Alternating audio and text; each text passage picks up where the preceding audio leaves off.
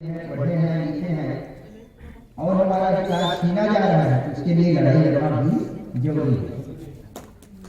बाबा साहब ने कहा कि जुर्म करने वाला से जुर्म सहने वाला ज्यादा माना जाता है। तो हमारे साथ जुर्म जाति हो, धोखाधड़ी हो और न्याय अत्याचार हो और हम सहते रहे, तो फिर हम कैसे बाबा साहब के अनुयायी? इसका कथन हमको याद नहीं आता है। तो हमें याद करना जरूरी है। संविधान का वाचन क्यों करते हैं? संविधान की ठीक ठीक जानकारी हो। बहुत सारे लोग संविधान को जानते हैं लेकिन बीच बीच में भूल जाते हैं। उनको याद कराना भी जरूरी, इसलिए भी जरूरी है कि संविधान का वाचन जो नहीं जानते हैं उनको जानना जरूरी है, और जो जानते हैं वो बीच बीच में भूल जाते हैं, तो ना भूले, उनको याद बना रहे, इसलिए भी जरूरी है।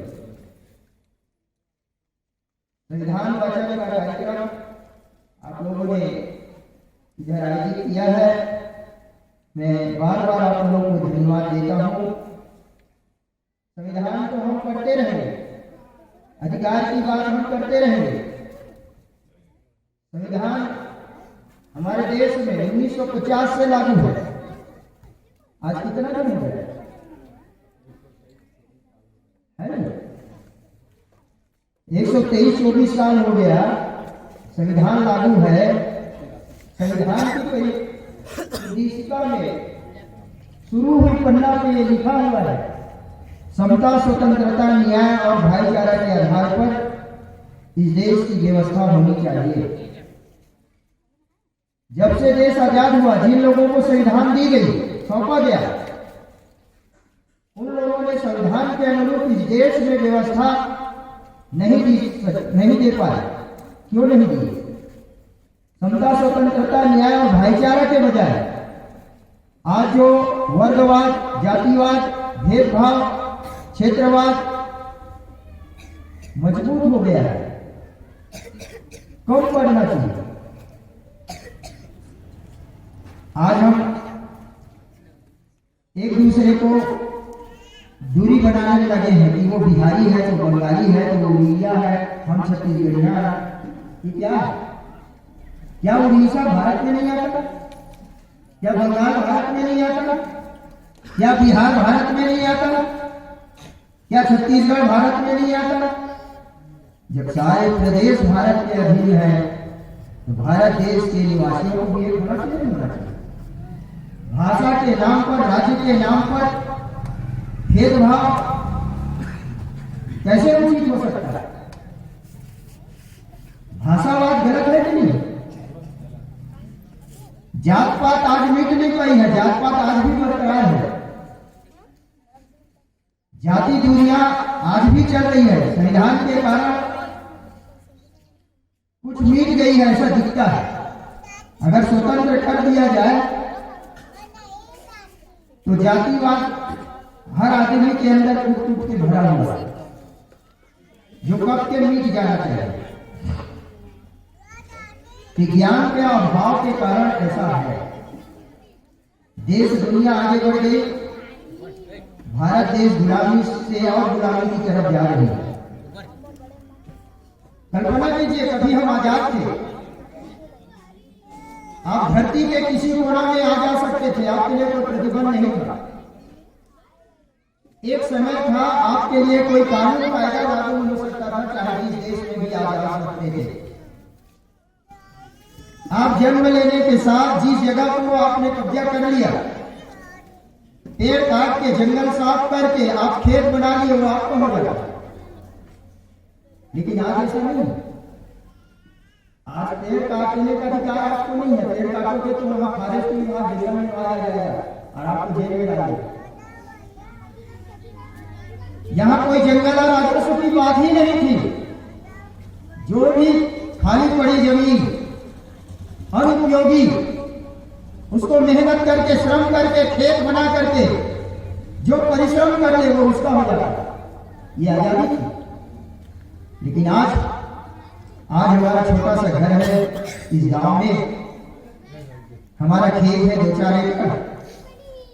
उसके बाद उसके बाद पूरा दुनिया जो है हमारे लिए बहुत दूर हो गया है। हमारे ही नजदीक के शहर हमको पराया लगता है।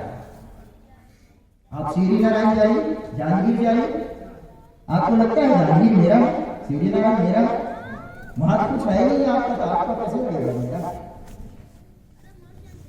कानून कायदा के नाम पर आज जो हमारे जीवन में जो व्यवस्था इस देश में ला दी गई है गुलामगिरी का, हमारे जीवन को संकुचित कर दिया गया है कि हम छोटे से कमरा में रहेंगे और 2-4 एकड़ खेत जो हो गया है, मिल गया है नहीं, जो हो गया है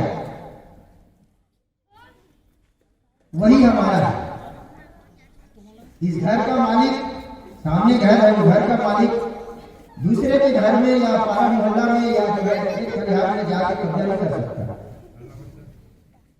एक जन उठा दे। कितने की जमाना है बताइए?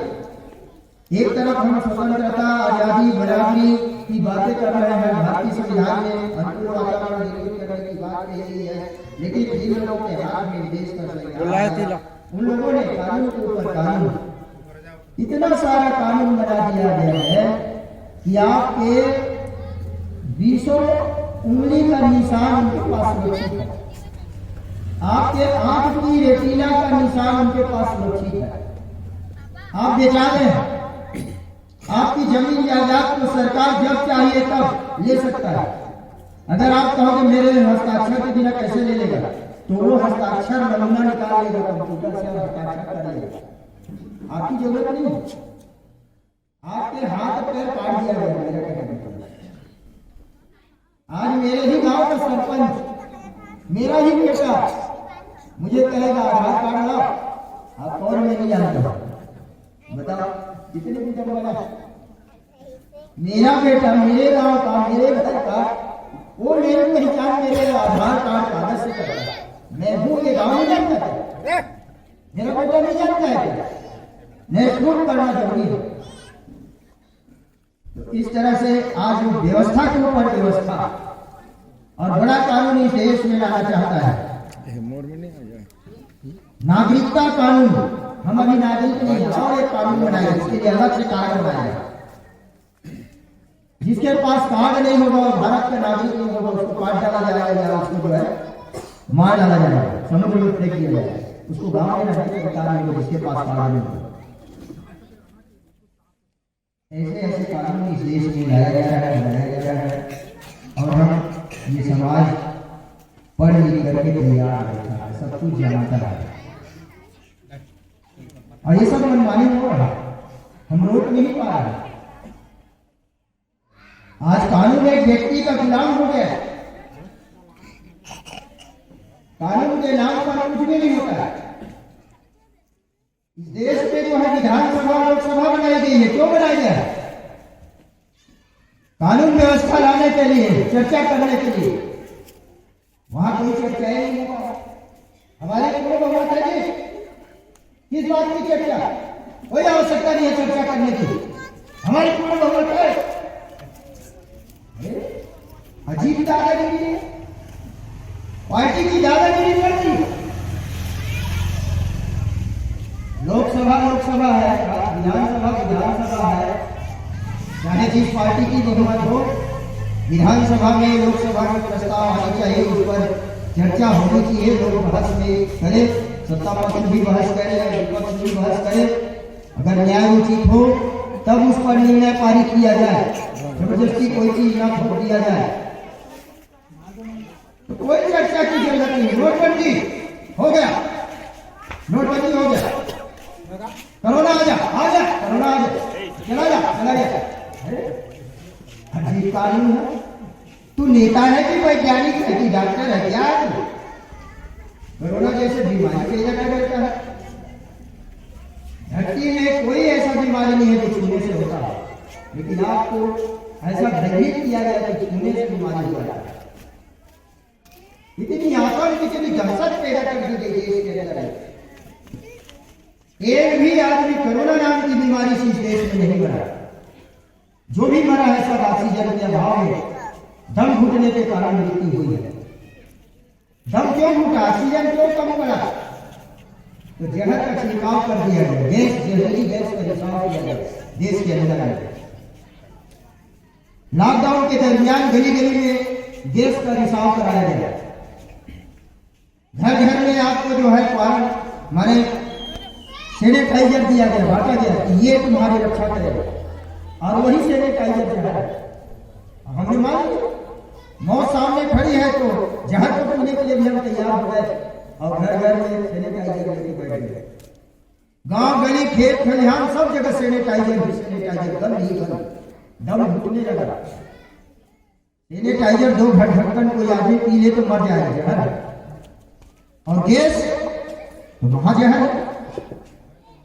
गैस की कीमत समझते हो? अणु से परमाणु होता है।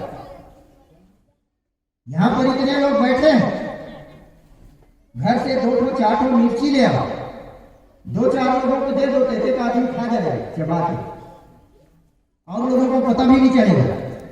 और इस मंच में आग रख के उसको 4 मिर्ची को डाल दो, फिर देखना क्या होगा। सारे लोग क्या होगा? सारे लोगों की परेशानी बढ़ जाएगी। आपने क्या किया? क्रिस्टल उसको तोड़ दिया, मिर्ची को आग में जला के परमाणु बनाया कि नहीं, गैस बनाया कि नहीं? उस गैस से सारे लोग प्रभावित हो रहे हैं, वो शुद्ध हो गया।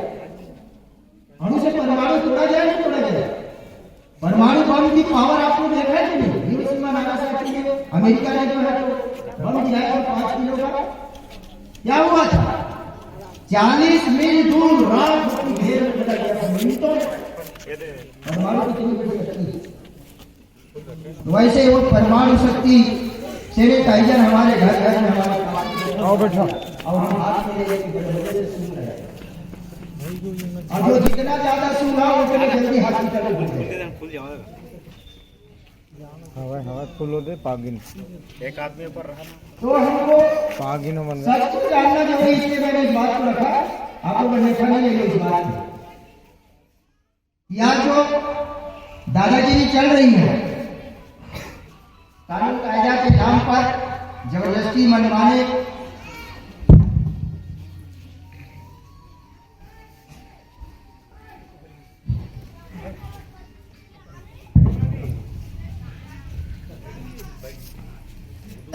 पूरा देश एक व्यक्ति का गुलाम हो गया, जो चाहे वो कर लेता है। संविधान की धज्जी उड़ाई जा रही है। देश की जनता आतंकित है।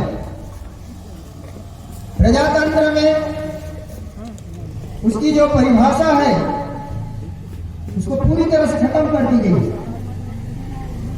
प्रजातंत्र के नाम पर हम वोट डालते हैं, लेकिन आज वोट तो डाल रहे हैं, लेकिन सरकार किसी की मर्जी से बन रहा है। पूरा छत्तीसगढ़ जिसको वोट दिया उसकी सरकार नहीं बनी, जिसको कोई वोट नहीं दिया गया है उसकी सरकार बनी। ऐसे कैसे होगा? तो मनमाने ढंग से उसने एक कंप्यूटरीकृत मशीन तैयार किया, वोटिंग मशीन, और उसका वो व्यक्तिगत रूप से इस्तेमाल कर रहा है। और पहले से घोषणा कर देता है मेरा 55 सीट आ रहा है। अभी वो घोषणा कर दिया है लोकसभा में 400 सीट आएगी। तो पहले से जानते हो सब चीज। तो इस तरह से बहुत सारे जो है इस देश में आतंक का माहौल जबरदस्ती किया जा रहा है। देश के हमारे बड़े बड़े वकील, जज सब लगे हुए हैं, बोल रहे हैं, लेकिन सुनी नहीं जा रही। निर्वाचन आयोग उनके दबाव में सुन नहीं रहा है।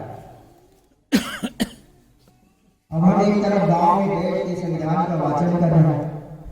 ये संविधान का वाचन उनको करना चाहिए, वहां लोकसभा में, विधानसभा में। देश के प्रधानमंत्री को संविधान का वाचन लाल किला में करना चाहिए, देश को सुनना चाहिए, और जैसा वाचन करे वैसे कर्म भी करना चाहिए। हमारा वाचन करने से क्या फर्क पड़ेगा? हम लोग पढ़ के चले जाए, काम हो या ना हो। ये बहुत चिंतनीय विषय है, सोचनीय विषय है। देश का माहौल ठीक नहीं है। हम पढ़े लिखे लोगों को जागरूक होना जरूरी है, और कैसे हम इस आतंक से, मनमोजीपन से, जो खुलेआम दादागिरी के शिकार देश हो रहा है, उससे कैसे बचेंगे? सलाह करना, बैठना, रास्ता निकालना जरूरी है।